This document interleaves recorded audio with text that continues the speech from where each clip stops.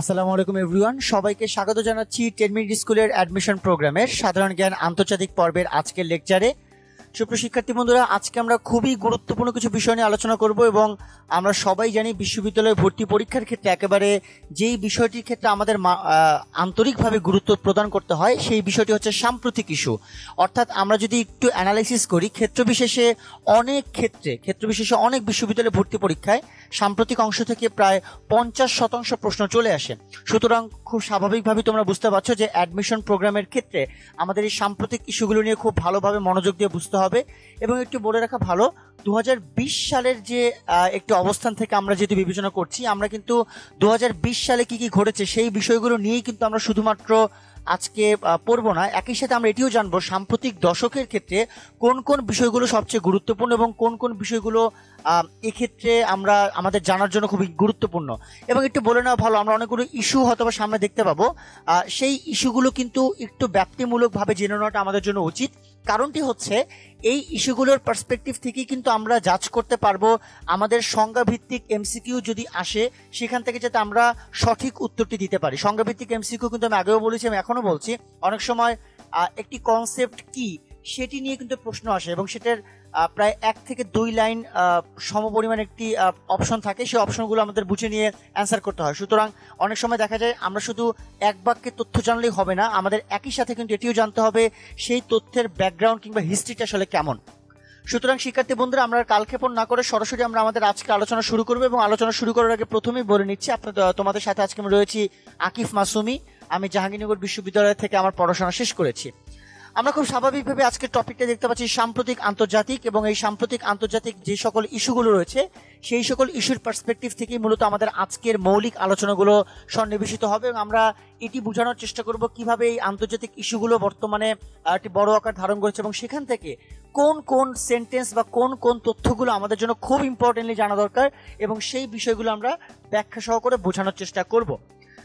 আমরা আর কালক্ষেপণ না করে সরাসরি আমরা আমাদের আজকের আলোচনায় মনোনিবেশ করি। আমরা প্রাথমিকভাবে যেটি দেখতে পাচ্ছি যে চলমান দশকের সাম্প্রতিক রাজনৈতিক ইস্যু খুবই গুরুত্বপূর্ণ একটি বিষয়, যা আমরা একটু দেখার চেষ্টা করব কোন কোন ইস্যুগুলো বর্তমান আমাদের এই 2011 থেকে 20 অর্থাৎ এই দশকের মধ্যে কোন কোন ইস্যুগুলো অনেক বড় আকার ধারণ করেছে। আমরা সেই বিষয়গুলো নিয়ে একটু আলোচনা করব। একদম শুরুতে আমরা যেটি দেখতে পাচ্ছি সেটি হচ্ছে চীন ও মার্কিন যুক্তরাষ্ট্রের মধ্যে বাণিজ্য যুদ্ধ। বাণিজ্য যুদ্ধ কনসেপ্টে কিন্তু অনেকটা সমর যুদ্ধের মতো না। প্রথমে একটু ব্যাখ্যা করে দেওয়ার দরকার যে বাণিজ্য যুদ্ধ বলতে এখানে বোঝায় যে ট্রেড পলিসি বা বাণিজ্যের যে বিভিন্ন নিয়মাবলী রয়েছে তার মাধ্যমে এক ধরনের স্নায়ুযুদ্ধ ভিত্তিক অবস্থান তৈরি করে রাখা, সেটি মূলত বাণিজ্য যুদ্ধ। যেমনটা হচ্ছে চীন যদি মার্কিন যুক্তরাষ্ট্রের পণ্য নেওয়া বন্ধ করে দেয়, বা মার্কিন যুক্তরাষ্ট্র যদি চীনের পণ্য নেওয়া বন্ধ করে দেয়, কিংবা মার্কিন যুক্তরাষ্ট্র তার মিত্র দেশগুলোকে যদি তারা বলে চীনের পণ্য নেওয়া যাবে না, এই ধরনের বিষয়গুলো মোটামুটি বাণিজ্য যুদ্ধ আকারে প্রকাশ করা যায়। মূলত চীন এবং মার্কিন যুক্তরাষ্ট্রের মধ্যে একটি স্নায়ু যুদ্ধ সবসময় চলে আসছিল, আমরা সবাই সেটাই জানি। এই পার্সপেক্টিভ থেকে বাণিজ্য যুদ্ধের আনুষ্ঠানিকতা আসলে কেমন বা কেন যে সাম্প্রতিক দশকের বলা হচ্ছে সেই ব্যাখ্যাটি আমরা একটু বোঝার চেষ্টা করি। মূলত বাণিজ্য চুক্তি নিয়ে প্রথম পর্যায়ের একটি আলোচনা করতে বসে যুক্তরাষ্ট্র এবং চীন, এবং সেই আলোচনাটি এমন ছিল, সেটি হচ্ছে যে এটাকে বলা হয় ফেজ 1 ডিসকাশন। অর্থাৎ এই ফেজ 1 ডিসকাশনটি মার্কিন যে বাণিজ্য প্রতিনিধি রবার্ট লেইটজার এবং অর্থমন্ত্রী স্টিভেন মিউচিনের সাথে চীনা ভাইস প্রেসিডেন্ট লিউ হি তিনি টেলিফোনে ফেজ 1 ডিসকাশনটি করেন। এবং এটি মূলত বলা হয় বাণিজ্য যে আলোচনা বা বাণিজ্য চুক্তি নিয়ে প্রথম পর্যায়। এবং এই প্রথম পর্যায়ের পরবর্তীতে যে আলোচনাগুলো হয় সেটি হচ্ছে যে মার্কিন যুক্তরাষ্ট্র তাদের মিত্র দেশের মধ্যে চীনের বাণিজ্যের অবাধ প্রবেশটি তৈরি করে দেবে। একইভাবে এশিয়ার মার্কেটগুলোতে মার্কিন যুক্তরাষ্ট্রের জন্য যে অবাধ মার্কেটের কনসেপ্ট রয়েছে সেটিকেও চীন ওপেন করে রাখার চেষ্টা করবে। এই সংক্রান্ত আলোচনাগুলো মোটামুটি হয়। তবে কেন এই যুদ্ধটি আমরা বলছি, চুক্তির পরবর্তীতে যুদ্ধ কিভাবে হলো? আমরা দেখতে পারি যে চলমান বছরের 15ই আগস্টের দিকে দুই দেশের মধ্যে আলোচনা হওয়ার কথা ছিল, কিন্তু মার্কিন প্রেসিডেন্ট ডোনাল্ড ট্রাম্প তিনি আলোচনা স্থগিত করেন এবং একটি নির্বাচনী প্রচারে তিনি এটি বলে ফেলেন, সেটি হচ্ছে যে আমি এখন চীনের সাথে আসলে কোনো আলোচনা করতে চাই না। এবং একই সাথে তারা এটিও বলেন যে আলোচনার অবস্থানটি এরকম ছিল যে মেধাস্বত্ব অধিকার এবং অন্য ইস্যু নিয়ে, কিন্তু সেটি আসলে আলোচনা হয়নি। এবং মোর ইম্পর্টেন্টলি একেবারে এই বছরের শুরুর দিকে যদি আমরা দেখি যে 15 জানুয়ারি কিন্তু একটি প্রাথমিক বাণিজ্য চুক্তিতে সই করেন মার্কিন প্রেসিডেন্ট ডোনাল্ড ট্রাম্প এবং একই সাথে চীনের যে উপপ্রধানমন্ত্রী লিউ হে এবং চীনা নেতা যারা রয়েছেন তারা কিন্তু এই চুক্তিটিকে উইন উইন চুক্তি হিসেবে অভিহিত করেন এবং মার্কিনে যারা রয়েছেন তারাও কিন্তু এই চুক্তিকে একটি বড় অর্জন হিসেবে দেখেন। কিন্তু সমস্যাটি হচ্ছে এর পরবর্তীতে কোভিড-19 পরিস্থিতি নিয়ে দুই দেশের মধ্যে এই বাণিজ্যিক উত্তেজনা আবার উস্কে ওঠে এবং আমরা দেখতে পারি যে বিভিন্নভাবে চীনের বিভিন্ন পণ্যগুলোকে মার্কিন যুক্তরাষ্ট্র একটি অবাধ যে সুযোগ সুবিধা দেওয়া সেটিকে তারা আর অবাধ সুযোগ সুবিধা প্রদান করেনি এবং সব থেকে দেখা গেছে মার্কিন প্রেসিডেন্ট ডোনাল্ড ট্রাম্প সে আইনি পদক্ষেপ নিয়েছে চীনের যে একটা ভিডিও শেয়ারিং অ্যাপ রয়েছে টিকটক, সেই টিকটকের এগেইনস্টে। এছাড়াও আমরা দেখেছি ট্রাম্প প্রশাসনের আদেশ অনুযায়ী কিভাবে সেপ্টেম্বরের মাঝামাঝি থেকে টিকটক ইউএস এর যে মালিক কোম্পানি বাইট ড্যান্স, সেই বাইট ড্যান্সের সব ধরনের আর্থিক লেনদেন বন্ধ করে দেওয়া হয় এবং এই কনসেপ্টগুলোকে কারণেই কিন্তু মূলত বাণিজ্য যুদ্ধ বা অর্থনৈতিক দ্বন্দ্ব যেটি বলি না কেন সেটি মূলত শুরু হয়। সো এটি ছিল মূলত চীন এবং যুক্তরাষ্ট্রের মধ্যকার যে দ্বন্দ্বের প্রেক্ষাপট সেটি, যার কারণে দুই দেশই তাদের আন্তরিক যে বিভিন্ন অর্থাবস্থা রয়েছে সেখানে তারা ক্ষতিগ্রস্ত হয়। মূলত এই ছিল চীন এবং মার্কিন যুক্তরাষ্ট্রের মধ্যে বাণিজ্য যুদ্ধ নিয়ে আলোচনা। আমরা দেখতে পাচ্ছি এরপর রোহিঙ্গা সমস্যা খুবই গুরুত্বপূর্ণ। রোহিঙ্গা আসলে কারা, এই পরিচয়টি কেমন, এটা তো আমাদের প্রথমে জানা দরকার। রোহিঙ্গা হচ্ছে ঐতিহাসিকভাবে এদেরকে বলা হয় আরাকানি ভারতীয়, যারা কিনা আরাকানে অবস্থান করে, মিয়ানমারের আরাকান রাজ্যের অধিবাসী মূলত তাদেরকে রোহিঙ্গা বলা হয় এবং তারা মূলত পশ্চিম মায়ানমারের রাখাইন রাজ্যের একটি রাষ্ট্রবিহীন ইন্দো আর্য জনগোষ্ঠী। আমি আবারও বলছি, তারা একটি ইন্দো আর্য জনগোষ্ঠী। তো এটি হচ্ছে রোহিঙ্গাদের পরিচয় এবং ফ্যাক্ট যেটা বা তথ্য যেটা বা যে কারণে সমস্যাটি তৈরি হয়েছে সেটি হচ্ছে 2016-17 মায়ানমারের রোহিঙ্গাদের উপর নির্যাতনের পূর্বে তখন 1 মিলিয়ন রোহিঙ্গা আসলে মায়ানমারে বসবাস করতো এবং অধিকাংশ রোহিঙ্গা আসলে ইসলাম ধর্মের অনুসারী এবং তার মধ্যে যদিও কিছু হিন্দু ধর্মের অনুসারীও রয়েছে।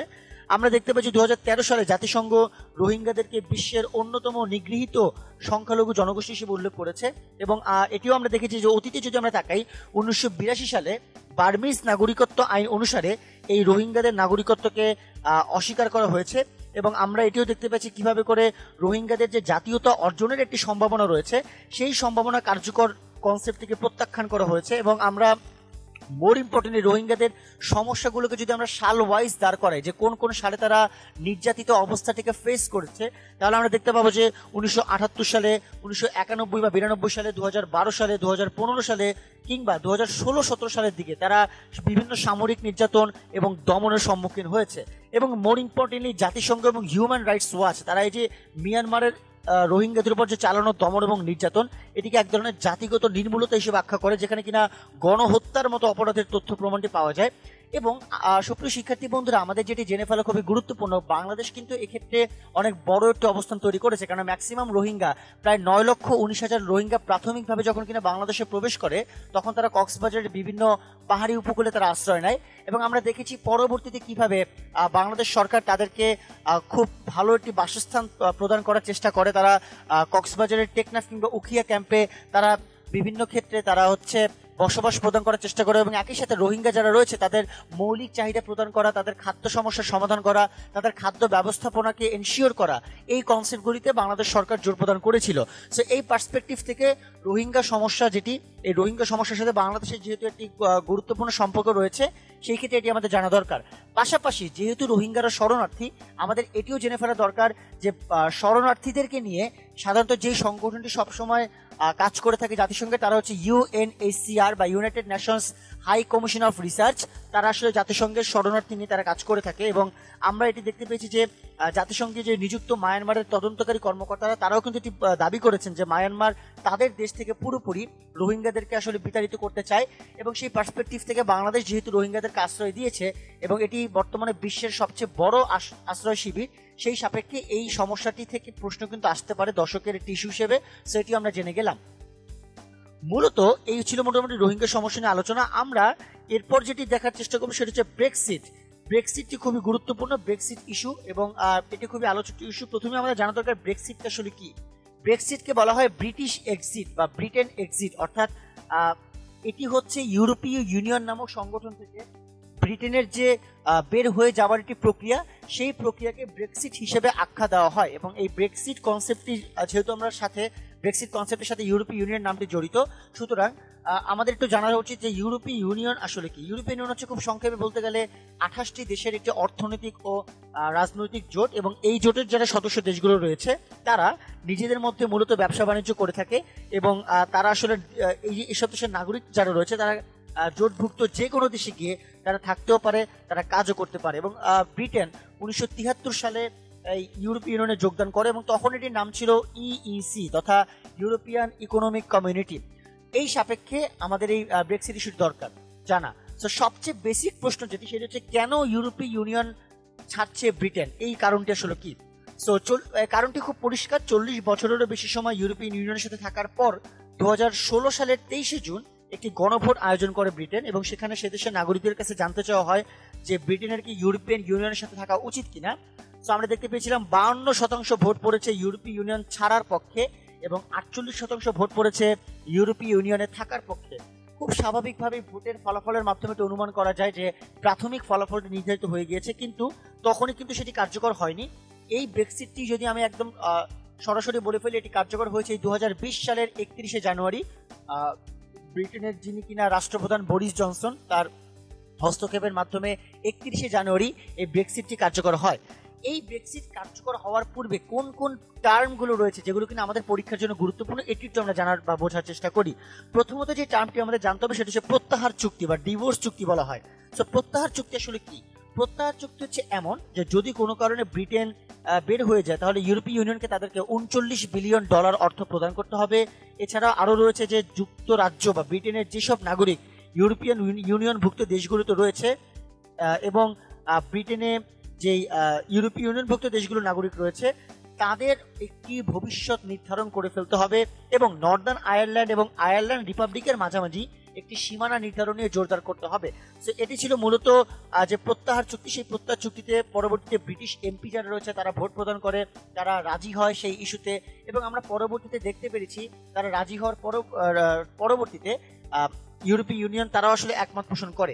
এছাড়া আমাদের আরেকটি টার্ম জানা খুবই গুরুত্বপূর্ণ, সেটি হচ্ছে ব্যাকস্টপ কি। সো ব্যাকস্টপ আইডিয়াটা একটু জানা দরকার। ব্যাকস্টপ আসলে হচ্ছে এমন জিনিস যে ব্রেক্সিট সমঝোতায় যাই হোক না কেন, আয়ারল্যান্ড দ্বীপে একটি মুক্ত সীমান্ত রাখার যে একটি চেষ্টা, সেই চেষ্টা বোঝাতেই মূলত ব্যাকস্টপ শব্দটিকে ব্যবহার করা হয়। এবং এই ব্যাকস্টপ ইস্যুতে আসলে যেটা অন্তর্ভুক্ত সেটা হচ্ছে যে ব্রিটেনের অন্যান্য অংশ ছাড়া যে শুধুমাত্র নর্দার্ন আয়ারল্যান্ডে বেশ কিছু বিষয়ে ইউরোপিয়ান ইউনিয়নের নিয়ম বলবৎ থাকবে। অর্থাৎ ব্রিটেনের সাথেই যেহেতু নর্দার্ন আয়ারল্যান্ড রয়েছে, তারপরও আলাদাভাবে নর্দার্ন আয়ারল্যান্ড তাদের কিছু অংশকে ইউরোপীয় ইউনিয়নের সাথে মার্চ করে বা সংযুক্ত করে তারা তাদের কাজকর্ম করবে, এবং সেই বিষয়গুলো নিয়ে মূলত আলোচনা করা হচ্ছে। এবং একটু কনসেপ্ট নিয়ে বলা দরকার যে এই সময়টায় কিন্তু তেরেসা মে, তৎকালীন যিনি কিনা রাষ্ট্রপ্রধান ছিলেন, তিনি কিন্তু এটি একমত পোষণ করেন। পরবর্তীতে তিনি যখন কিনা নর্দার্ন আয়ারল্যান্ড ইস্যুতে ব্রিটেনের সাথে এটিকে মার্চ করতে যান, তখনই আসলে এটি ঐক্যমত্যের ভিত্তিতে মার্চ করা যায়নি, যার কারণে তিনি পদত্যাগ করেন। পরবর্তীতে বরিস জনসন ক্ষমতা গ্রহণ করেন। এই ছিল মূলত ব্রেক্সিট ইস্যু। আমাদের সব থেকে মোটা দাগে যে তথ্যটি খুব গুরুত্বপূর্ণভাবে জানতে হবে সেটি হচ্ছে এই বছরের 31শে জানুয়ারি এই ব্রেক্সিটটি সংগঠিত হয়, কার্যকর হয়। আমি দুঃখিত, আমি আবারও বলছি কার্যকর হয়, সংগঠিত সেটা আরো আগে হয়েছে। সো এই কনসেপ্টটা আমাদের খুব ভালোভাবে জেনে ফেলা দরকার।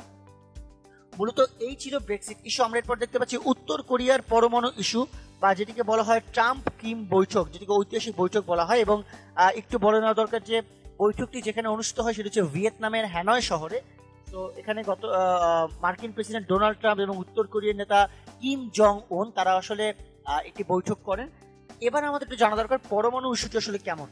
উত্তর কোরিয়ার পরমাণু ইস্যু বলতে যদি বোঝানো হচ্ছে যে মার্কিন যুক্তরাষ্ট্র থেকে শুরু করে জাতিসংঘের একটি প্রপোজাল হচ্ছে এরকম যে উত্তর কোরিয়া তাদের পারমাণবিক কার্যক্রমকে জাতিসংঘের যে পারমাণবিক সংগঠন তাদের আয়ত্তে রাখবে, তথা জাতিসংঘের পারমাণবিক সংগঠন যেটি IAEA তথা ইন্টারন্যাশনাল অ্যাটমিক এজেন্সি অ্যাসোসিয়েশন বা আন্তর্জাতিক আণবিক শক্তি সংস্থা যেটিকে বলা হয়। সো তারাই মূলত উত্তর কোরিয়ার যে পারমাণবিক কনসেপ্ট রয়েছে সেটিকে তারা ডিল করবে। অর্থাৎ পারমাণবিক নিরস্ত্রীকরণের একটি ইস্যুতে উত্তর কোরিয়াকে স্বাক্ষর করতে হবে। এবং এটিও স্পেসিফিক্যালি বলা হয় যে উত্তর কোরিয়ার একটি পার্টিকুলার পারমাণবিক কেন্দ্র রয়েছে যার নাম হচ্ছে ইয়াংবিয়ন পারমাণবিক কেন্দ্র। সো ইয়াংবিয়ন পারমাণবিক কেন্দ্র বন্ধ করে দিতে হবে, এবং যদি কিনা এটি বন্ধ করে দেয় তবে মার্কিন যুক্তরাষ্ট্র তাদেরকে বেশ কিছু সুযোগ সুবিধা দিবে। উত্তর কোরিয়া যেটি দাবি করে সেটি হচ্ছে যে তারা এটি বন্ধ করে দিবে, কিন্তু এর বদৌলতে মার্কিন যুক্তরাষ্ট্রের সকল নিষেধাজ্ঞা তুলে দিতে হবে। এটি যদি তারা রাজি হয়, কিন্তু সেক্ষেত্রে ডোনাল্ড ট্রাম্প এই প্রস্তাবে রাজি হয়নি। তারা পরবর্তীতে যে মনে করে যে এটি একটি যৌথ সমঝোতা স্বাক্ষর কর্মসূচি, কিন্তু যে কোনো নিষেধাজ্ঞা তুলে দেওয়ার আগে সব রকম পারমাণবিক কর্মসূচি উত্তর কোরিয়াকে বর্জন করতে হবে। কিন্তু একইভাবে উত্তর কোরিয়াও আবার সব রকম পারমাণবিক কর্মসূচি বর্জন করতে রাজি নয়। সুতরাং এই ট্রাম্প এবং কিমের যে ঐতিহাসিক বৈঠকটি, এটি অমীমাংসিতভাবে শেষ হয়, অর্থাৎ এটির অ্যাকচুয়াল কোনো রেজাল্ট পরবর্তীতে ছিল না, যার কারণে এটি খুব আলোচিত কোনো ইস্যু বা আলোচিত কোনো সিদ্ধান্ত আকারে কিন্তু এটি রূপ নিতে পারেনি। তো যাই হোক, মূলত এই ছিল ট্রাম্প এবং কিমের বৈঠক এবং উত্তর কোরিয়ার পারমাণবিক ইস্যু নিয়ে ডিসকাশন।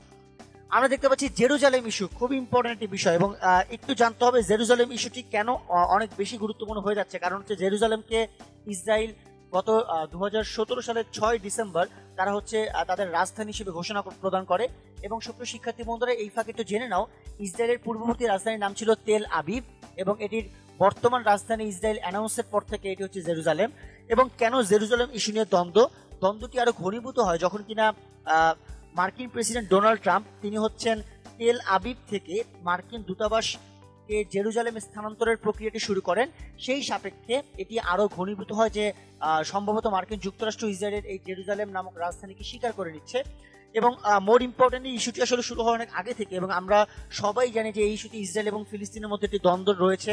এবং এই দ্বন্দ্বের কারণটি হচ্ছে যে তিনটি ধর্মের মানুষের আলাদা ধর্মের ধর্মীয় গুরুত্বের উপর ভিত্তি করে কিন্তু জেরুজালেমকে সম্মান প্রদান করা হয়। এবং আমরা দেখতে পেয়েছি যে 1948 সালে যেটি যুদ্ধ হয়েছিল, সেই যুদ্ধে জাতিসংঘের সুপারিশ মেনেই কিন্তু ফিলিস্তিন ভাগ করা হয়, এবং ইহুদি সেনারা কিন্তু অনেক এলাকা জেরুজালেমে তারা দখল করে নেয়। এবং আমরা মোর ইম্পর্টেন্টলি দেখেছি যখন আরব ইসরায়েলের তৃতীয় যুদ্ধ অনুষ্ঠিত হয় 1967 সালে, যেখানে কিনা মিশর, সিরিয়া এবং জর্ডানের এগেইনস্টে যুদ্ধটি হয়, তখন আমরা দেখেছি যে জেরুজালেমের পূর্ব দিকের বা পূর্ব জেরুজালেমের যে অঞ্চলটি সেটি ইসরায়েল দখল করে নেয়। এবং এছাড়াও আমরা দেখেছি এর পরবর্তীতে 1980 সালে এসে জেরুজালেম আইন পাশ করে ইসরায়েল, এবং তারা ওই সময় জেরুজালেমকেও তারা আবার তারা রাজধানী ঘোষণা করেছিল। কিন্তু জাতিসংঘের নিরাপত্তা পরিষদে 478 নামে একটি ল পাশ করা হয়, যে ল এর মাধ্যমে জেরুজালেমকে আবার যে ইসরায়েলের যে আইনটি রয়েছে যে ইসরায়েলের রাজধানী হবে জেরুজালেম, সেই আইনটি বাতিল করে দেওয়া হয়। এবং ধারণা করা হচ্ছিল সম্ভবত এই জেরুজালেমটি ভবিষ্যতে স্বাধীন ফিলিস্তিনের রাজধানী হতে পারবে।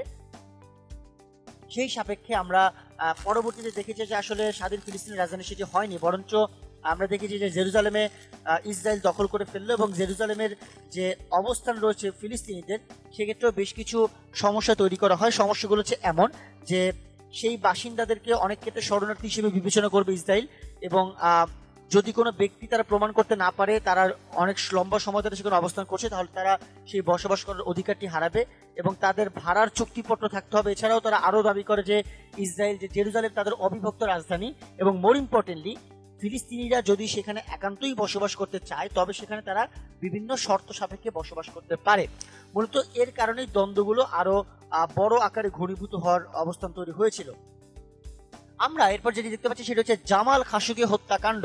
জামাল খাশোগি হত্যাকাণ্ড জানার আগে প্রথমে আমাদের জানতে হবে জামাল খাশোগি কে। জামাল খাশোগি হচ্ছে একজন সৌদি বংশোদ্ভূত সাংবাদিক, এবং তিনি একজন বিখ্যাত আন্তর্জাতিক পর্যায়ের সাংবাদিক, এবং তিনি হচ্ছে দ্য ওয়াশিংটন পোস্ট এর একজন সাংবাদিক এবং লেখক ছিলেন, যিনি কিনা পূর্বে আল আরাব নিউজ চ্যানেলের সাধারণ ব্যবস্থাপক এবং মুখ্য সম্পাদকের পদে নিযুক্ত ছিলেন। এবং মোর ইম্পর্টেন্টলি যদি আমরা একান্তই হত্যাকাণ্ড নিয়ে আলোচনা করি তাহলে এটি বলতে হবে যে জামাল খাশোগি তিনি সৌদি আরবের সরকারের প্রতিনিধি দ্বারা 2018 সালের 2 অক্টোবর তুরস্কের ইস্তানবুলে অবস্থিত সৌদি দূতাবাসে একটি গুপ্ত হত্যার শিকার হন, এবং যার কারণে জামাল খাশোগির যে একটি বিভিন্ন ধরনের প্রতিবেদন, সেই প্রতিবেদনগুলোর সম্পর্কে সন্দেহ জন্মে যে সে কি কোনো গোপন প্রতিবেদন করেছিল কিনা। এবং আমরা এটিও দেখতে পারি যে পরবর্তীতে মৃত্যুর প্রকৃত যে কারণ সেটি যদিও অজানা থেকে গিয়েছিল এবং এখনো রয়েছে, এবং তার দেহ কিন্তু উদ্ধার কিংবা পরীক্ষা করা যায়নি। তার থেকেও বড় কথা হচ্ছে সৌদি আরব, তুরস্ক, যুক্তরাজ্য, ফ্রান্স এবং জার্মানি এরা মনে করেছিল যে আসলেই জামাল খাশোগিকে হত্যা করা হয়েছে। বিশেষ করে তুরস্ক থেকে মনে করা হচ্ছিল যে এই হত্যাকাণ্ডটি পূর্ব পরিকল্পিত, এবং কোনো এক অজানা সৌদি দাপ্তরিক তিনি জামাল খাশোগিকে হত্যা করার জন্য সৌদি সরকারের সাথে জড়িত এমন প্রতিনিধিদেরকে নিযুক্ত করেন। তো মূলত খুব স্বাভাবিকভাবে সৌদি আরবের দিকে এই আঙ্গুলটি তোলা হয় জামাল খাশোগি হত্যাকাণ্ডের ক্ষেত্রে। এবং আমরা পরবর্তীতে দেখেছি যে এটি ঘটনা প্রবাহে বলা হয় যে জামাল খাশোগিকে এমনভাবে গুপ্ত হত্যা করা হয় যাতে তার চিহ্ন মুছে ফেলা হয়। তো খুব স্বাভাবিকভাবে এটি একটি নির্মম ঘটনা এবং আমাদের অ্যাকচুয়ালি যে তারিখটি সেটি জানতে হবে 2018 সালের 2 অক্টোবর। তো এই তারিখটি খুব মনোযোগ দিয়ে আমরা বোঝার চেষ্টা করবো, খুবই গুরুত্বপূর্ণ একটি বিষয়। আমরা এর পরবর্তীতে দেখছি ইয়েলো ভেস্ট বা জ্বালানি তেলের উপর কর প্রদান করা, খুবই গুরুত্বপূর্ণ। এবং প্রথমে আমাদের জানতে হবে এই যে আন্দোলনটি, এটি একটা মূলত একটা আন্দোলন, এটি একটা মুভমেন্ট বলা চলে, ইয়েলো ভেস্ট মুভমেন্ট। এবং এই মুভমেন্টটি কিন্তু শুরু হয়েছে ফ্রান্সে, এবং এই ফ্রান্সের আন্দোলনটি আসলে কেমন সেটি আমরা একটু জানার চেষ্টা করি। মূলত ইয়েলো ভেস্ট হচ্ছে এমন একটি আন্দোলন যে আন্দোলনের প্রেক্ষাপটগুলো হচ্ছে যে গাড়ির তেলের যে মূল্য, সেই গাড়ির তেলের মূল্যের ট্যাক্স বৃদ্ধি করা, সেই বৃদ্ধির প্রতিবাদী মূলত আন্দোলন। অর্থাৎ ফ্রান্সের শহরের অদূরে যারা ছোট শহর কিংবা গ্রামের দিকগুলিতে থাকেন তাদের অধিকাংশ মানুষই কিন্তু গাড়িতে যাতায়াত করে থাকেন, এবং যখন তারা গাড়িতে যাতায়াত করেন তার যদি তাদের ক্ষেত্রে মূল্য বৃদ্ধি করা হয় তাদের জন্য সেটি বার্ডেন হয়ে যাবে। এবং তারা এটি ধারণা করেছেন যে ফ্রান্স সরকার সম্ভবত শহরাঞ্চলের উন্নয়নকে একপাক্ষিকভাবে চিন্তা করার জন্য এই কাজটি তারা করেছে, কারণ গ্রামের মানুষ বা যারা কিনা প্রত্যন্ত অঞ্চলের মানুষ তাদের পক্ষে এই বিষয়টি মিটিয়ে ফেলা আসলে অনেকটাই কষ্টকর বা সম্ভব নয়। সেই সাপেক্ষে তারা আন্দোলনটি করে যে একপাক্ষিক উন্নয়নটি কেন দেখা হচ্ছে, এবং সিদ্ধান্তটি এমন ছিল যে ডিজেল এর উপর ট্যাক্স বাড়বে 6.5 সেন্ট এবং গ্যাসোলিনের উপর বাড়বে 2.9 সেন্ট। এবং ইয়েলো ভেস্ট বলার কারণটি হচ্ছে ইয়েলো ভেস্ট মানে হচ্ছে এক ধরনের পোশাক বা হলুদ পোশাক, যেটি মূলত ফ্রান্সের সকল ড্রাইভারের গাড়িতে লক্ষ্য করা যায়, এবং এই কারণে এটিকে বলা হয় ইয়েলো ভেস্ট মুভমেন্ট। এবং তারা আসলে দেশ জুড়ে রাস্তা ব্লক করে, তারা বিভিন্নভাবে ট্যাক্স বৃদ্ধির সিদ্ধান্ত বাতিল করার আন্দোলন করে। এবং শুধু তাই না, তারা তাদের যে প্রেসিডেন্ট ইমানুয়েল ম্যাক্রো তার পদত্যাগের দাবিতেও তারা আন্দোলন করে থাকে। এবং আমরা এটি দেখতে পেয়েছি যে আসলে পরবর্তীতে এই আন্দোলনটি আরো বড় আকার ধারণ করে যখন কিনা একজন নারী আন্দোলনকারী মৃত্যুবরণ করেন এবং 220 নাগরিক বা 220 আন্দোলনকারীর উপর এক ধরনের হতাহতের ঘটনা চালানো হয়।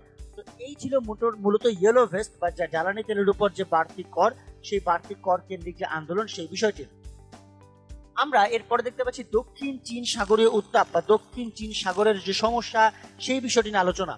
প্রথমে একটু জেনে ফেলতে হবে যে আমরা যেটি দেখতে পাচ্ছি 2020 সালের পার্সপেক্টিভ থেকে, 2020 সালে দাঁড়িয়ে এসে আমরা দেখতে পাচ্ছি চীনের জন্য কিন্তু একটি কঠিন সময় যাচ্ছে, কেননা আমরা দেখতে পেয়েছি করোনা ভাইরাসের সমস্যা চীনের উহান যে প্রদেশে শুরু হয়েছে, এছাড়াও হংকং এর সাথে যে জাতীয় নিরাপত্তা আইন প্রণয়ন করা সেই কনসেপ্টটিও চলছে, একই সাথে নানা অর্থনৈতিক কিছু বিষয় চলছে, এবং এর মধ্যেই কিন্তু দক্ষিণ চীন সাগর নিয়ে একটি সাম্প্রতিক উত্তেজনা মাথা ছেড়ে দিয়ে উঠছে। আমরা সেই বিষয়গুলো একটু জানবো। সো এই বিষয়টি শুরু হয়েছে মার্কিন যুক্তরাষ্ট্রের হস্তক্ষেপের মাধ্যমে।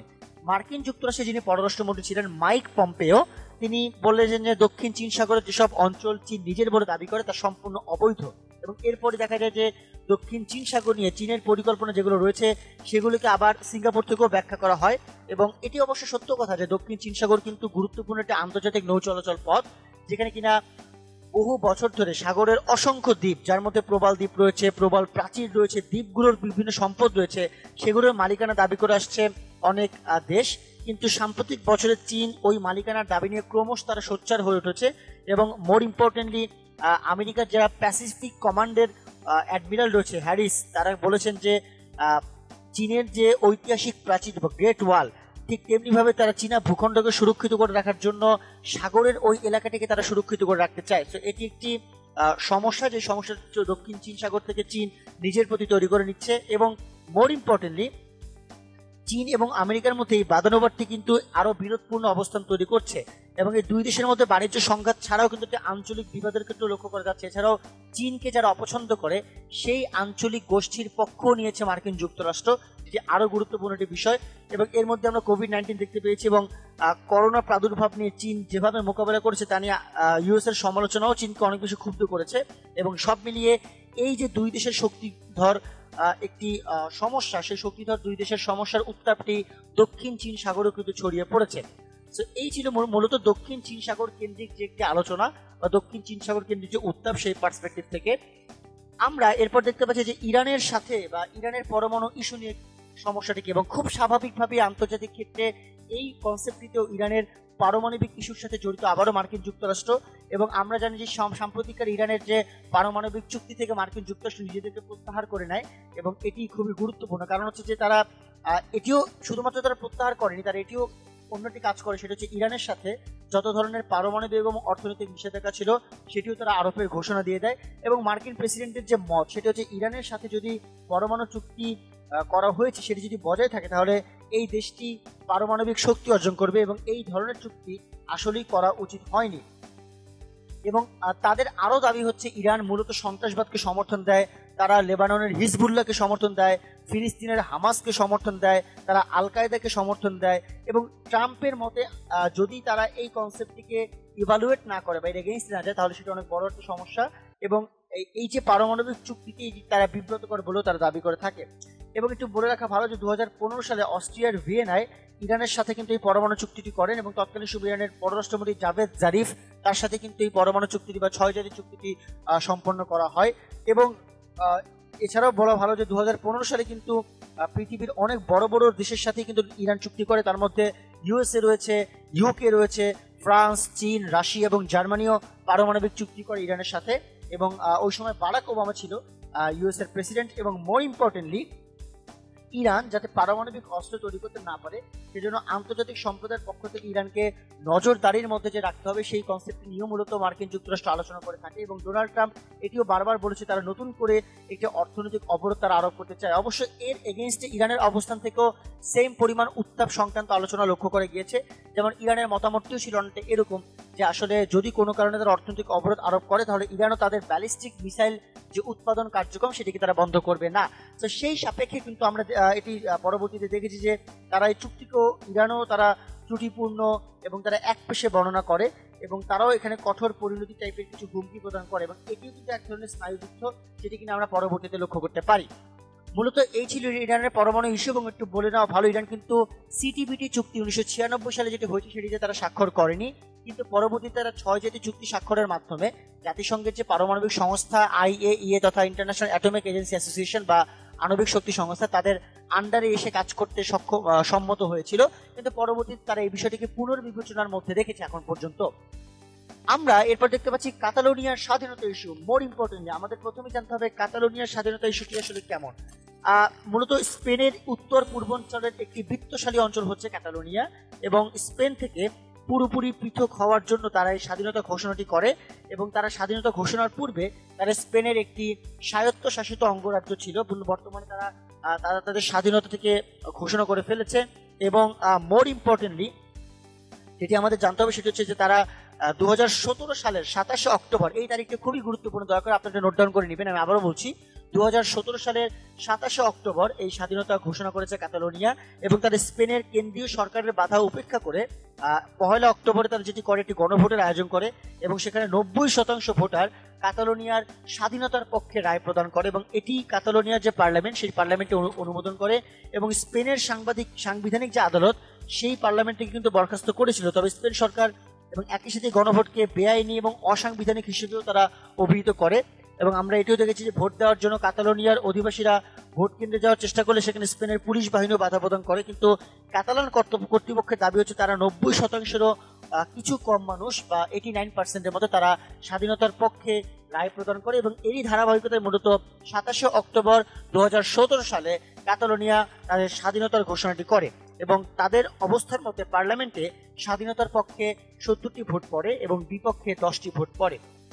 এই ছিল মূলত কাতালোনিয়া। এবং কাতালোনিয়া আরো আরেকটি কারণে তারা বিখ্যাত এবং আমরা সবাই জানি যে কাতালোনিয়া হচ্ছে এর রাজধানী হচ্ছে বার্সেলোনা, যার কিনা একটি নিজস্ব ভাষা, সংস্কৃতি, পার্লামেন্ট এবং বিশ্বের অত্যন্ত জনপ্রিয় শহরগুলোর একটি এবং এটি ফুটবলের কারণেও বিখ্যাত আমরা সবাই জানি এবং এটি পর্যটনের কারণে একই সাথে বিখ্যাত। এবং এই কাতালোনিয়ার কিন্তু নিজস্ব পুলিশ বাহিনী রয়েছে যার ক্ষেত্রে এটি খুবই গুরুত্বপূর্ণ একটি অবস্থান তৈরি করে রাখে। আমরা দেখতে পাচ্ছি কাশ্মীর ইস্যুতে ভারত ও পাকিস্তান।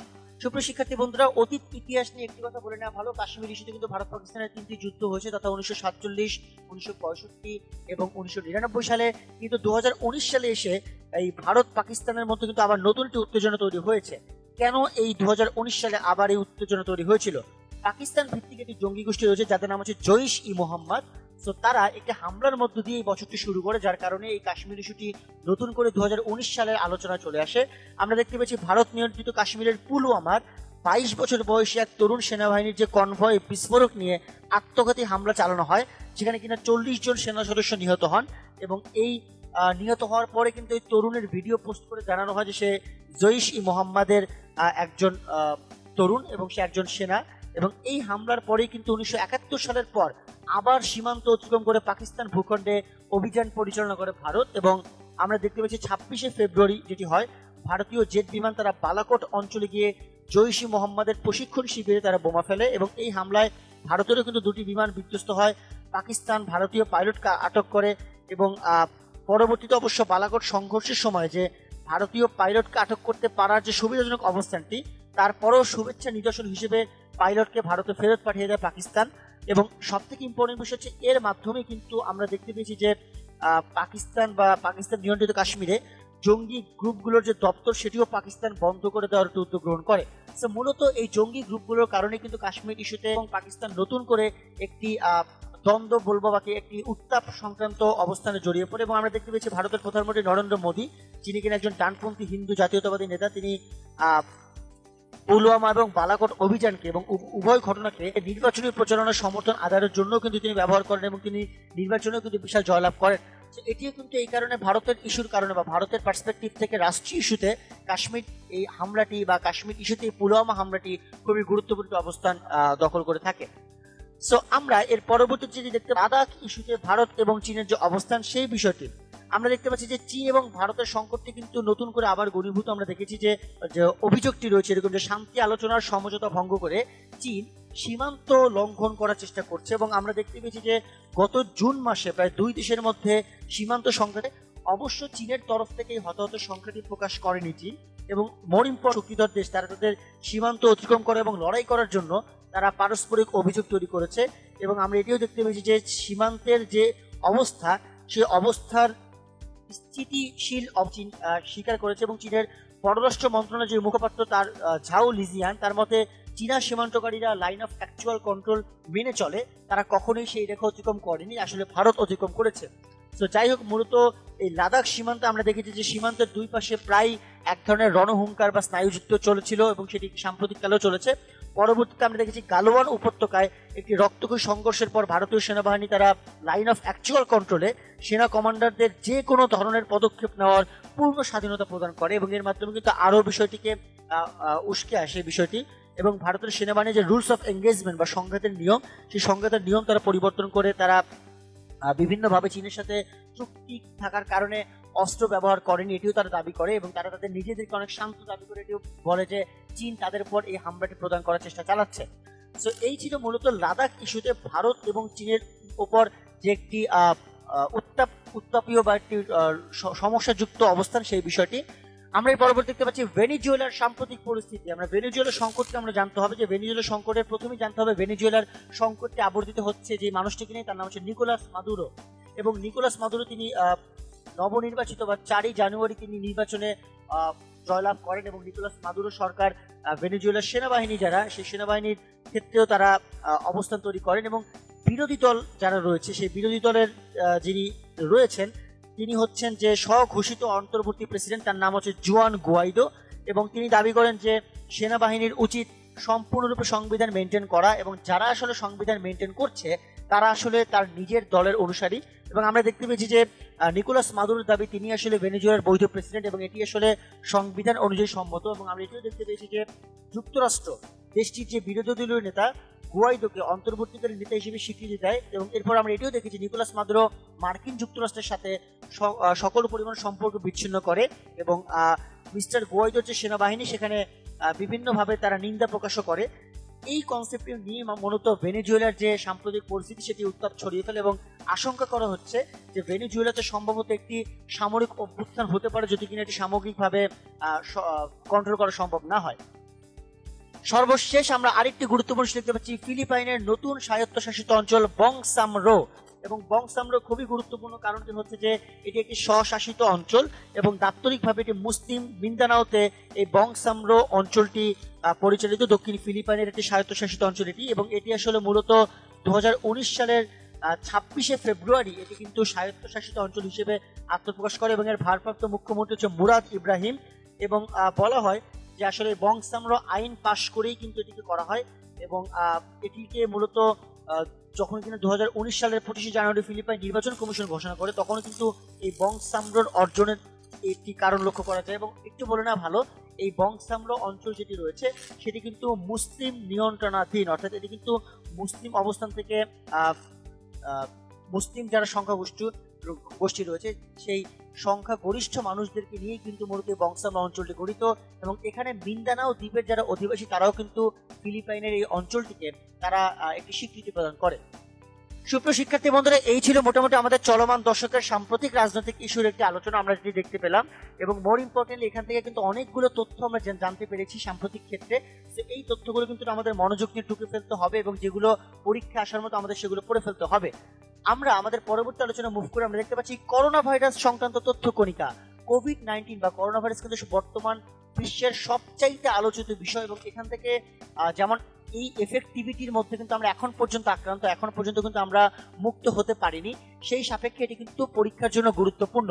তো আমাদের খুবই গুরুত্বপূর্ণ কিছু তথ্য রয়েছে, সেগুলো আমরা তথ্য প্রবাহ আকারে জেনে ফেলি। যেমন এখানে রয়েছে করোনা ভাইরাস সর্বপ্রথম আবিষ্কৃত হয়েছিল 1960 সালে, অর্থাৎ এটি অনেক আগের আবিষ্কার। তার পরবর্তীতে করোনা ভাইরাস বিভিন্ন রকম ভাবে তারা তার যে ভাইরাসের আকারটি সেই আকারটি পরিবর্তন করেছে এবং তারা বিভিন্ন রকম ভাবে এটি বিভিন্ন সময় বিশ্বের বিভিন্ন অঞ্চলে তারা সেই অ্যাটাকটি বজায় রেখেছে, যার কারণে সেই সমস্যাটা আমরা লক্ষ্য করতে পেরেছিলাম। আমরা দেখতে পাচ্ছি করোনা শব্দটি ল্যাটিন এবং এর অর্থ হচ্ছে পুষ্পমাল্য বা ফুলের মালা।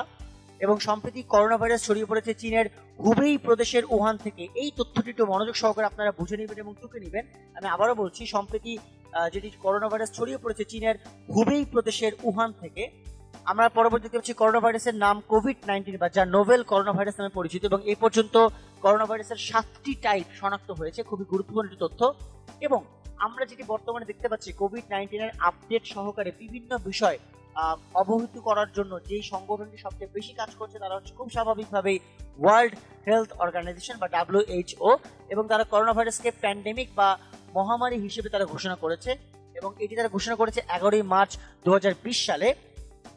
এবং আমরা দেখতে পাচ্ছি বাংলাদেশে প্রথম কোভিড-19 রোগী শনাক্ত করা হয় 8ই মার্চ 2020 সালে।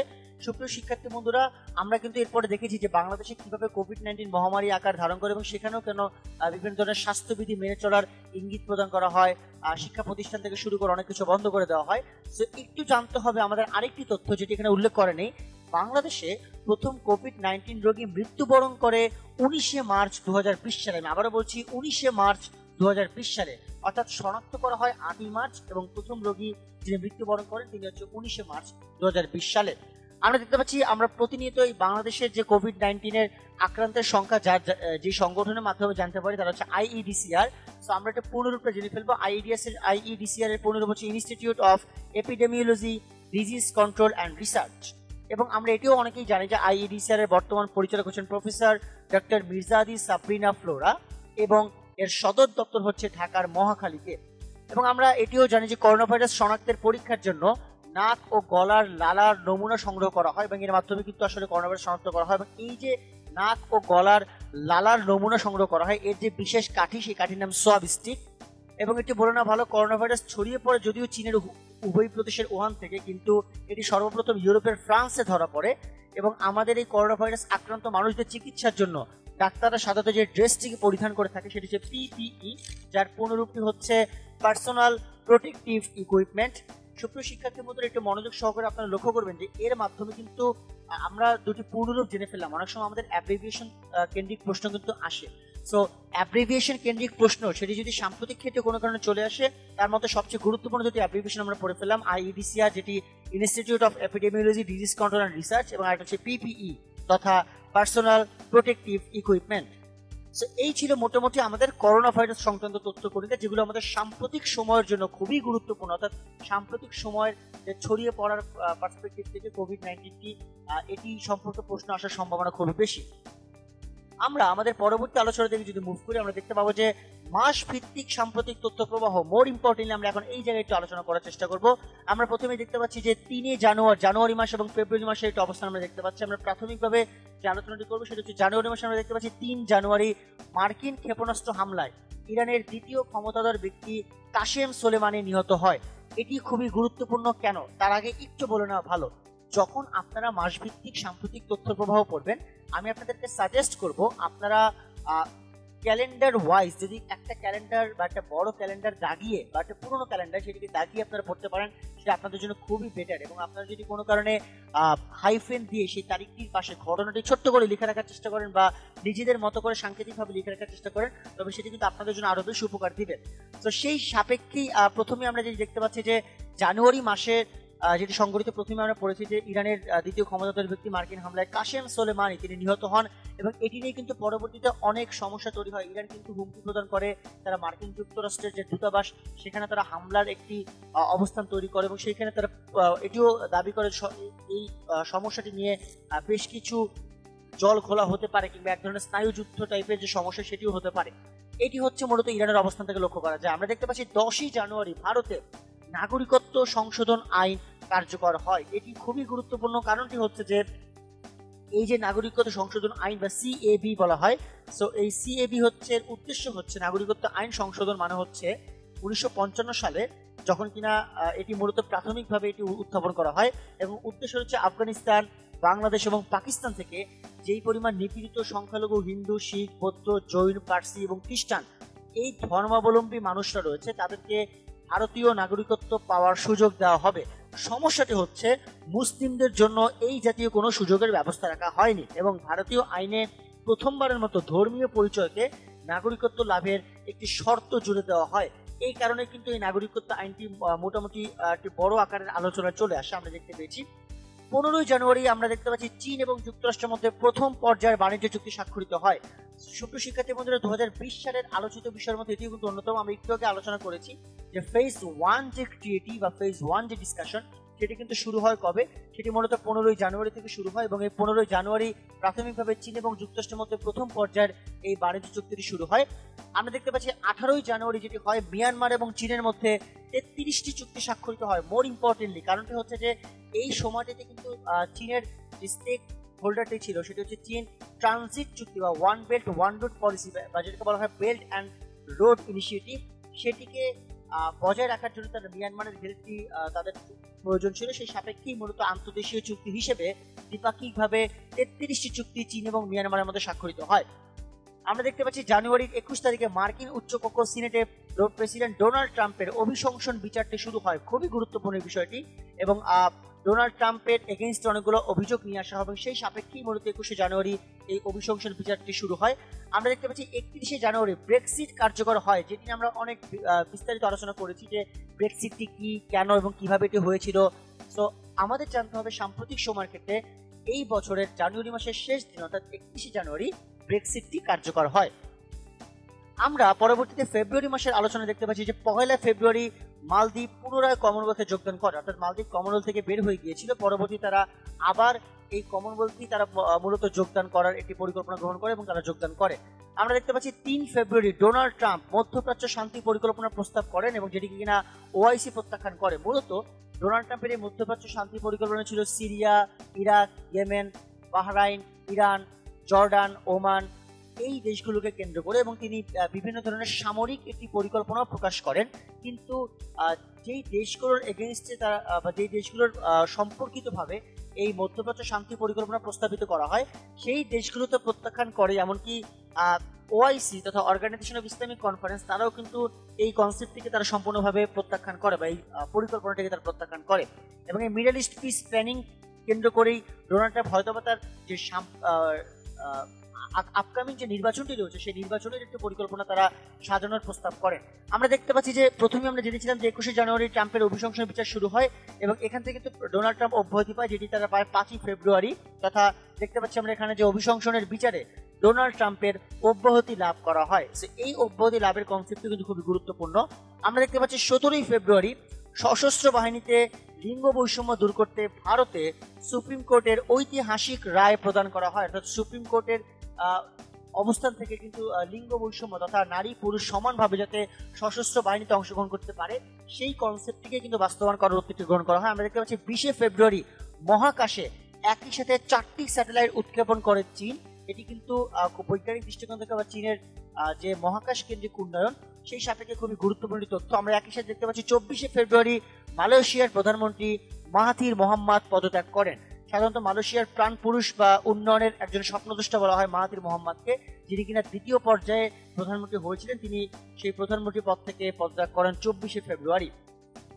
আমরা আমাদের পরবর্তী মাসগুলো থেকে যদি আমরা লক্ষ্য করি, দেখতে পাবো যে মার্চ মাসের 2 তারিখে ইসরায়েলের সাধারণ নির্বাচন অনুষ্ঠিত হয়, যেখানে কিনা বেঞ্জামিন নেতানিয়াহু নির্বাচিত হন, যার ক্ষমতাসীন পার্টি ছিল লিকুদ পার্টি।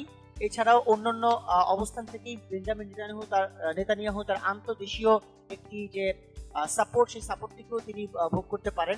আমরা দেখতে পাচ্ছি মার্চ মাসের 5 তারিখে রোহিঙ্গা ইস্যুতে অং সান সুচির ফ্রিডম অফ দ্য স্টেট সম্মাননা প্রত্যাহার করা হয়। খুবই গুরুত্বপূর্ণ একটি ইস্যু, কারণ অং সান সুচিকে ব্রিটেন ভিত্তিক একটি সংগঠন বা ব্রিটেনের অবস্থান থেকে ফ্রিডম অফ দ্য স্টেট সম্মাননা দেওয়া হয়েছিল, যেটি কিনা রোহিঙ্গা ইস্যুতে তাদের যে বিভিন্ন সমস্যাজনক দৃষ্টিভঙ্গি, সেই কারণে অং সান সুচির এই সম্মাননাটিকে প্রত্যাহার করা হয়। আমরা দেখতে পাচ্ছি 11ই মার্চ, এই কনসেপ্ট আমরা একটু আগেই জেনেছি যে 11ই মার্চে কি হয়েছে। আমরা এখানেও দেখতে পাচ্ছি করোনা ভাইরাসকে বৈশ্বিক মহামারী হিসেবে আখ্যা দেয় WHO, এটি খুবই গুরুত্বপূর্ণ একটি বিষয়। এরপর আমরা দেখতে পাচ্ছি 13ই মার্চ গ্রিসের প্রথম নারী প্রেসিডেন্ট হিসেবে শপথ নেন ক্যাটেরিনা সাকেলারোপাউলো। তিনি গ্রিসের প্রথম নারী প্রেসিডেন্ট ছিলেন, যিনি কিনা তার অবস্থান থেকে বিভিন্ন রকম ভাবে গ্রিসের অর্থনৈতিক মন্দাকে মোকাবেলা করার একটি সংকল্প গ্রহণ করেন। আমরা দেখতে পাচ্ছি 16ই মার্চ যুক্তরাষ্ট্রে করোনার ভ্যাকসিনের ট্রায়ালটি শুরু হয়, এবং এই ট্রায়ালটি কিন্তু এক ধরনের পরীক্ষামূলক ট্রায়ালও বলা হয়, এবং এই ট্রায়ালটি শুরু হয় যুক্তরাষ্ট্র থেকে, যে পার্সপেক্টিভ থেকে বলা হয় যে এটি গবেষণাগার ভিত্তিক ট্রায়াল বলা হয় এটিকে। আমরা দেখতে পাচ্ছি 17ই মার্চ ইরাকের নতুন প্রেসিডেন্ট নির্বাচিত হন আদনান আল জুরফি। যুদ্ধবিধ্বস্ত দেশ ইরাকের জন্য এটি কিন্তু খুবই গুরুত্বপূর্ণ একটি তথ্য।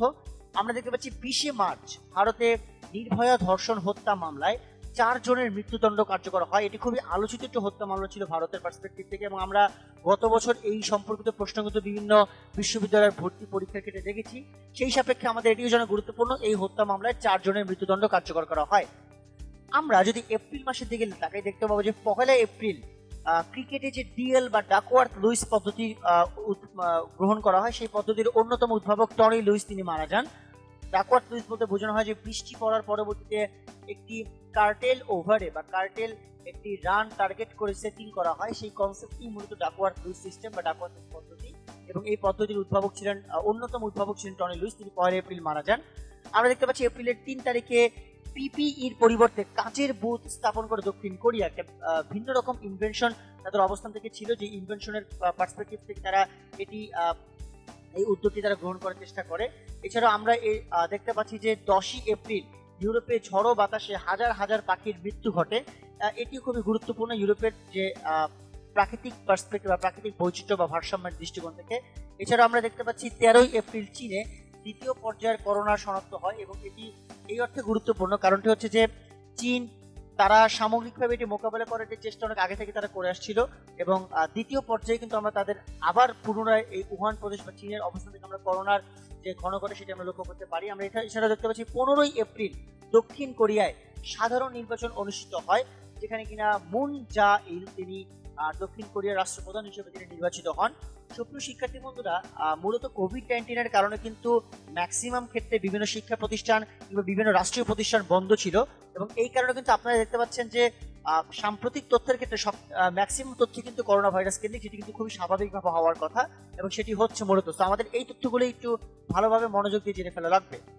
আমরা আমাদের পরবর্তী আলোচনা থেকে মুভ করে আমরা দেখতে পাচ্ছি 19শে এপ্রিল মুসলিম দেশগুলোর মধ্যে করোনা আক্রান্তে শীর্ষ অবস্থানে চলে আসে তুরস্ক, যেটি তুরস্কের জন্য খুবই সমস্যাজনক একটি খবর ছিল। আমরা দেখতে পাচ্ছি যে 22শে এপ্রিল চীনের গুয়াংজুতে বিশ্বের সবচেয়ে বড় ফুটবল স্টেডিয়াম নির্মাণের ঘোষণা দেয় চীন, যেটি কিনা ব্রাজিলের মার্কানা স্টেডিয়াম থেকেও অনেক বেশি, প্রায় 1.5 গুণের মতো বড় হবে। আমরা দেখতে পাচ্ছি 30শে এপ্রিল করোনা মোকাবেলার ক্ষেত্রে বাংলাদেশকে $10 কোটি ঋণ সহায়তা প্রদান করে এডিবি বা এশিয়ান ডেভেলপমেন্ট ব্যাংক, যাদের সদর দপ্তর ফিলিপাইনের ম্যানিলাতে অবস্থিত। তারা বাংলাদেশকে বিপুল পরিমাণ অর্থ সহায়তা তথা $10 কোটি ঋণ প্রদান করে। আমরা যদি মে মাসের দিকে তাকাই, আমরা দেখতে পাবো যে মে মাসের 2 তারিখে রাশিয়ার প্রধানমন্ত্রীর করোনা শনাক্ত হয়। এটি খুবই আলোচিত, কারণ যে কোনো দেশের রাষ্ট্রপ্রধানের কোভিড-19 আক্রান্ত হওয়ার ক্ষেত্রে। এছাড়াও আরেকটি সমস্যাযুক্ত অবস্থান আমরা দেখতে পাই মে মাসের 8 তারিখে ব্রাজিলিয়ান ক্লাব ফ্ল্যামিঙ্গোতে 38 জন মানুষ করোনা আক্রান্ত হয়, যেটি খুবই আলোচিত একটি খবর ছিল। এছাড়াও আমরা দেখতে পাচ্ছি মে মাসের 10 তারিখে কুয়েতে এই করোনা ভাইরাসকে কেন্দ্র করে 20 দিনের কারফিউ শুরু হয়, এটি যাতে কন্ট্রোলিং এর মধ্যে নিয়ে আসা যায়।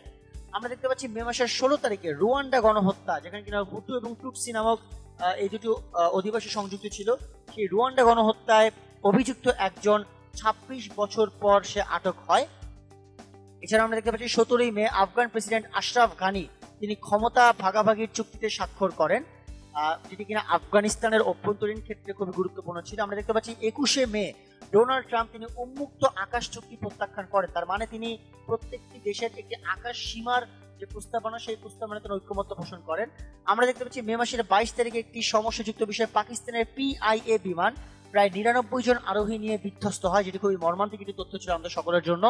আমরা দেখতে পাচ্ছি মে মাসের 25 তারিখে যুক্তরাষ্ট্রের পুলিশের হাতে কৃষ্ণাঙ্গ যুবক জর্জ ফ্লয়েড নিহত হন। খুবই আলোচিত একটি খবর, কেননা এরপরে কিন্তু বর্ণবাদ কেন্দ্রিক একটি কনসেপ্ট বা বর্ণবাদ কেন্দ্রিক একটি আন্দোলন শুরু হয় এবং একটি স্লোগান আমরা দেখতে পারি যে ব্ল্যাক লিভস ম্যাটার, এবং সেই জায়গা থেকে কিন্তু এই শ্বেতাঙ্গ কৃষ্ণাঙ্গ দ্বন্দ্ব সেটি অনেক বছর পর নতুন করে একটু মাথাচাড়া দিয়ে ওঠার অবস্থান তৈরি হয়, বা কৃষ্ণাঙ্গদের যে একপেশে করে দেখার সেই কনসেপ্টটি।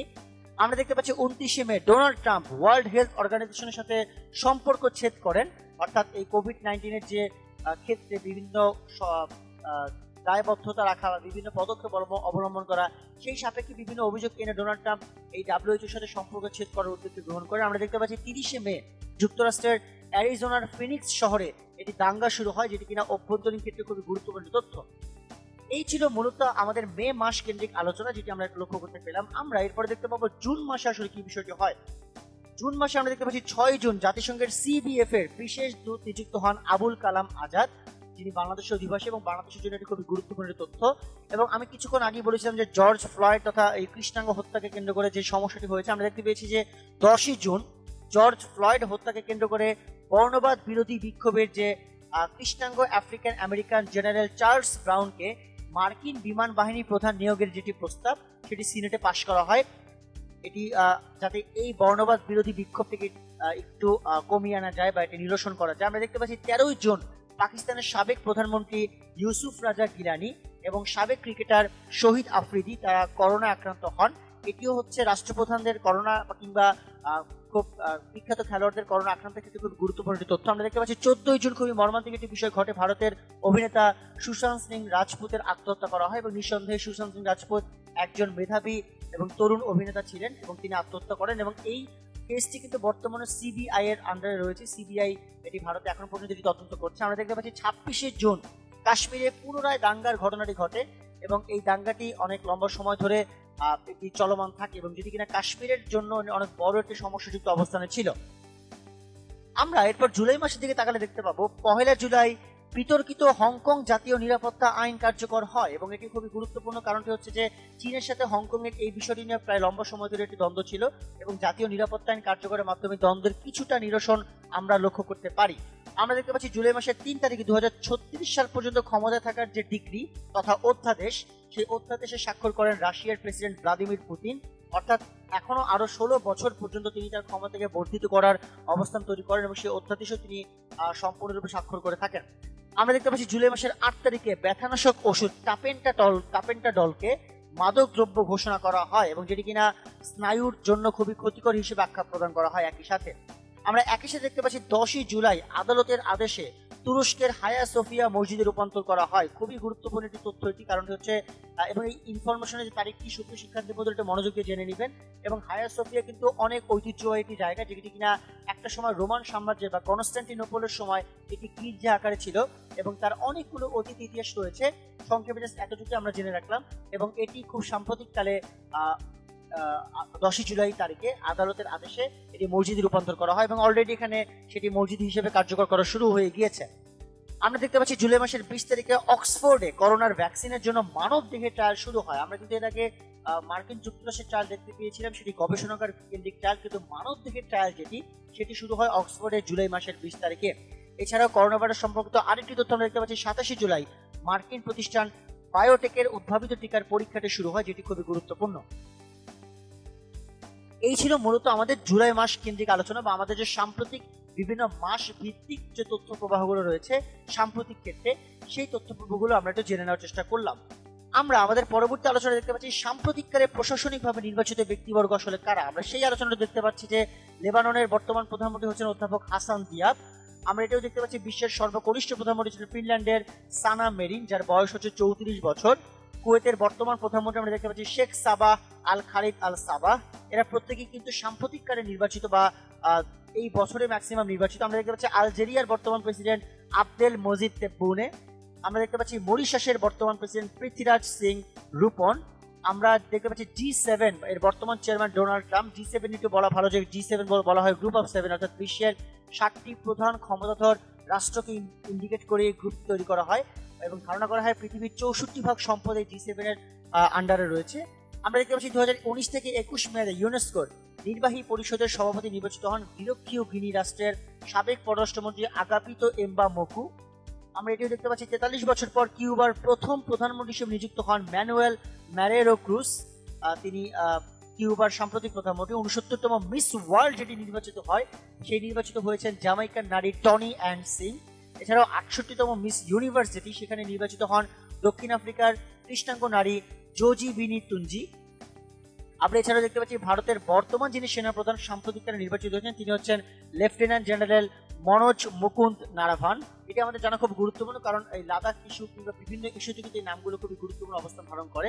আমরা দেখতে পাচ্ছি বাহরাইনের সর্বোচ্চ বেসামরিক পুরস্কার the king Hamad order of the Renaissance এটি লাভ করেন পাকিস্তানের প্রধানমন্ত্রী ইমরান খান। এটিও নিঃসন্দেহে খুব বড় একটি অর্জন। এছাড়াও দেখতে পাচ্ছি শিশু অধিকার নিয়ে কাজ করার জন্য ইউনিসেফের বিশেষ সম্মাননা লাভ করেন বলিউড অভিনেত্রী প্রিয়াঙ্কা চোপড়া। এই কাজটি কিন্তু খুব গুরুত্বপূর্ণ। ইউনেস্কোর যে শিক্ষা দূত হিসেবে তিনি একটা সময় কাজ করেছেন, পরবর্তীতে তাকে বিশেষ সম্মাননা প্রদান করা হয়। মূলত এই ছিল সাম্প্রতিককালে বিভিন্ন ক্ষেত্রে নির্বাচিত ব্যক্তিবর্গের একটি তালিকা যেটি আমরা লক্ষ্য করতে পেলাম। আমরা পরবর্তী আলোচনায় দেখতে পাচ্ছি অস্কার পুরস্কার 2020। আমি একটু শিক্ষার্থী বন্ধুরা আপনাদের বলে রাখি যে যদি আপনাদের, আমি আশা করি আপনাদের ভর্তি পরীক্ষার আগে নোবেল পুরস্কার প্রদান করে ফেলবে, দয়া করে আপনারা নোবেল পুরস্কার 2020 এর প্রত্যেকটা ক্যাটাগরি মুখস্থ করে ফেলবেন খুব ভালোভাবে। এবং সাম্প্রতিককালের পদক পুরস্কারের জন্য যে দুটি পুরস্কার সবচেয়ে গুরুত্বপূর্ণ তার একটি হচ্ছে নোবেল পুরস্কার আর হচ্ছে অস্কার পুরস্কার। যেহেতু আমরা অস্কার পুরস্কার 2020 এটি জেনে ফেলেছি, আমরা এটি নিয়ে একটু আলোচনা করবো। যেমন আমরা দেখতে পাচ্ছি সেরা ছবি নির্বাচিত হয়েছে প্যারাসাইট, সেরা পরিচালক হচ্ছে প্যারাসাইট ছবির বং জুন হো এবং এটি চীনা ফিল্ম ছিল। সেরা অভিনেতা ছিল ওয়াকিন ফিনিক্স জোকার মুভি থেকে, সেরা অভিনেত্রী ছিল রেনে জেলওয়েগার জুডি মুভি থেকে, এবং সেরা সহ অভিনেতা ছিল Brad Pitt once upon a time in Hollywood থেকে। এছাড়াও সেরা সহ অভিনেত্রী ছিল Laura darn marriage story movie থেকে। সেরা আন্তর্জাতিক ফিচার ফিল্ম হয় একই সাথে প্যারাসাইট।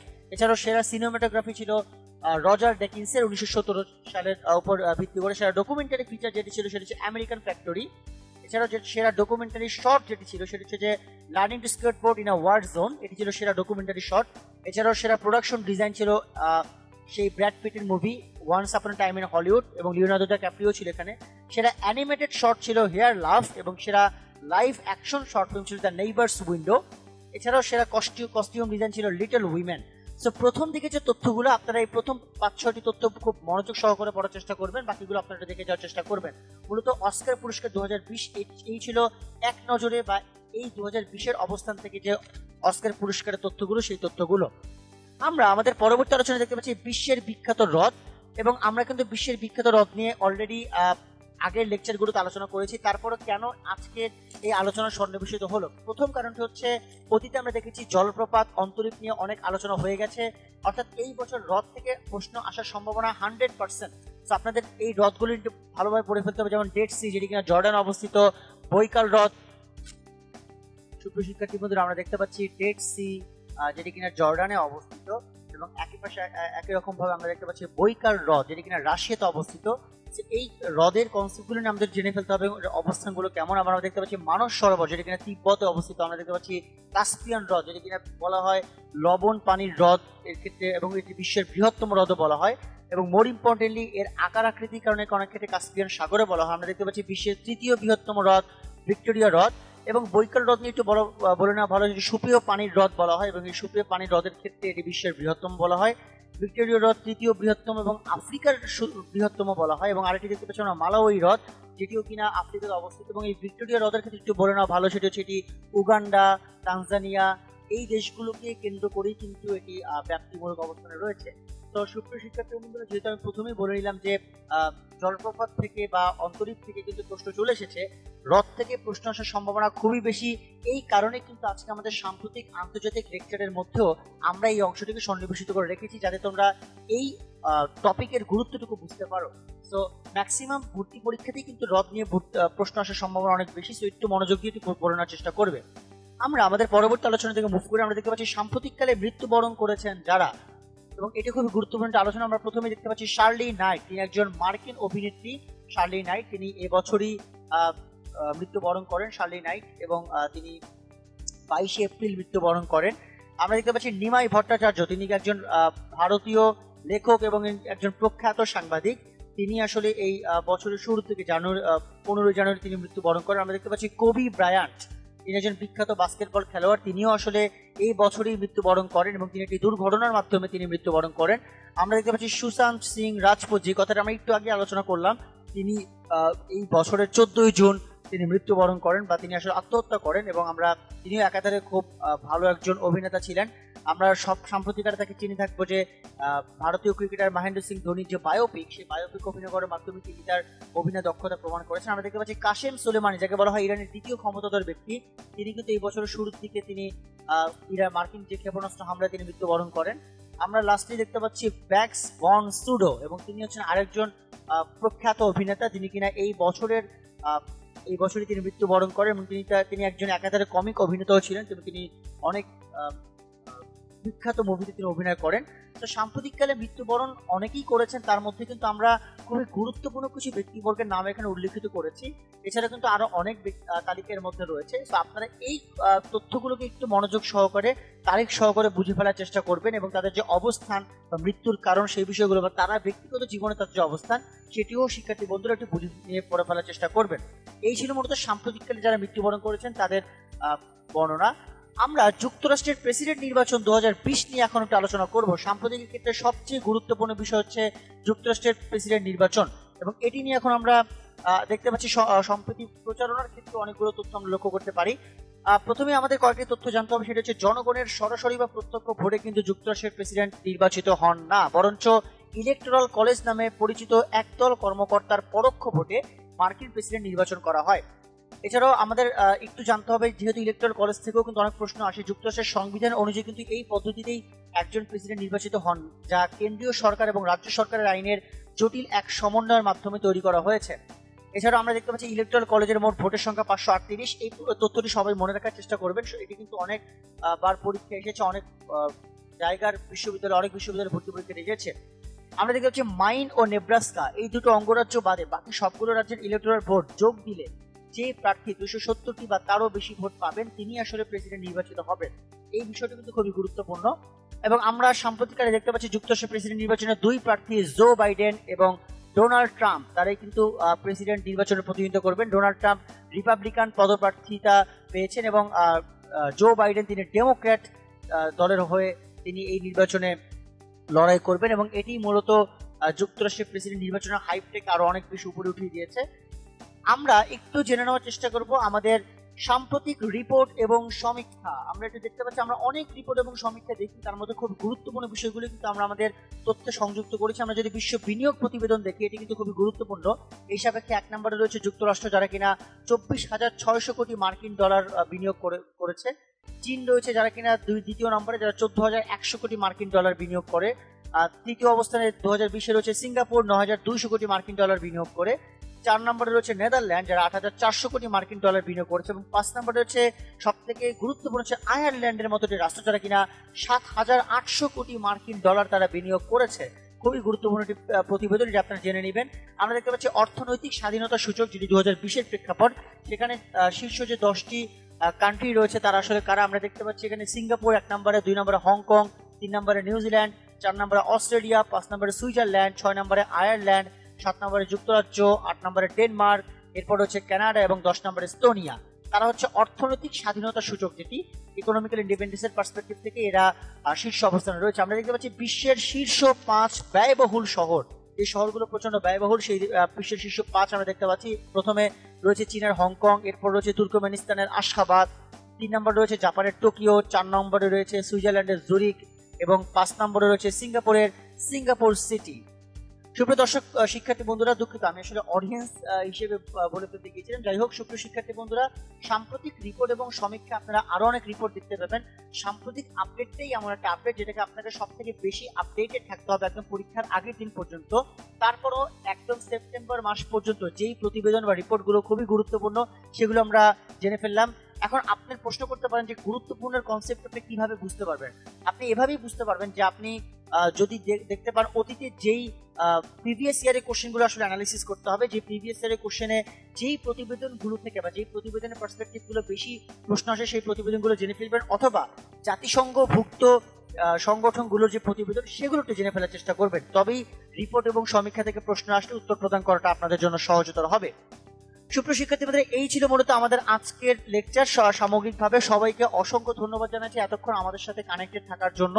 আমি আশা করি আপনারা যে সাম্প্রতিক তথ্যাদিগুলো রয়েছে সেই পার্শ্ব তথ্যগুলো বা ইস্যুগুলো আপনারা সামগ্রিকভাবে বুঝতে সক্ষম হয়েছেন। এটিকে আপনারা চেষ্টা করবেন ভিজুয়ালাইজ ভাবে এটিকে চেষ্টা করার বা শেষ করে ফেলার, এবং একই সাথে আপনারা এটিও চেষ্টা করবেন যাতে এই তথ্যগুলোর মাধ্যমে আপনি যে আপনাদের নিজস্ব যে খাতা আছে সেখানে টুকি নিয়ে আপনার যদি তথ্যগুলোকে একবার রিভাইজ করতে পারেন, এটা আপনার জন্য আরো বেশি ভালো হবে। তাহলে কিন্তু অনেক সময় নিজেদের তথ্যের উপর রিলাই করে আপনারা পরীক্ষা অনেক ভালো কিছু করতে পারেন। সবাইকে আবারও আন্তরিক ধন্যবাদ জানাচ্ছি এতক্ষণ ধরে আমাদের সাথে কানেক্টেড থাকার জন্য।